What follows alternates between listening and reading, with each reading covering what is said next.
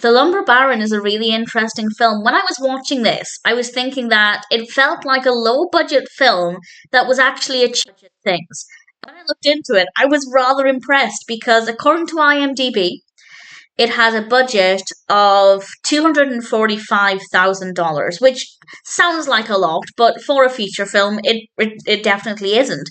And for them to have achieved what they did, a film that actually seems quite colossal, a lot of characters, gorgeous locations, really brilliant costumes, it genuinely feels like quite a big achievement for what seems like otherwise quite a low budget film. And the reason I thought it felt quite low budget is simply because we have some maybe not perfect camera work. There are times when it just felt not amateur, but certainly not big studio, big production.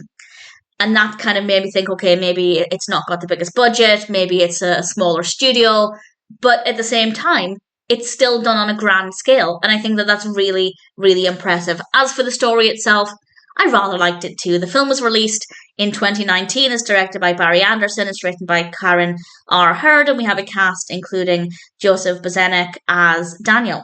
And Daniel goes home after his father has died. This is set at the turn of the century.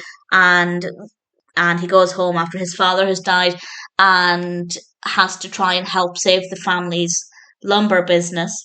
And it's not an easy task. And as a story, it works really well. There's a lot of emotion in it. The characters are really believable. They're really likable. I wanted the best for them. I wanted the best for the family.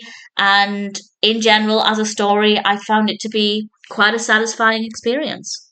The characters are well written. The performances are really good for the most part. Certainly the performances from the leads are very well done. And as I said, the costumes look great.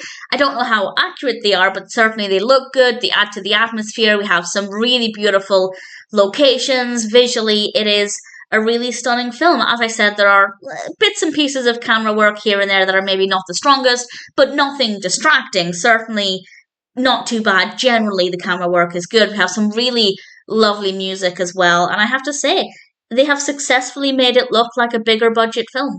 And I think they did a really good job with that. And it definitely is an achievement for that budget.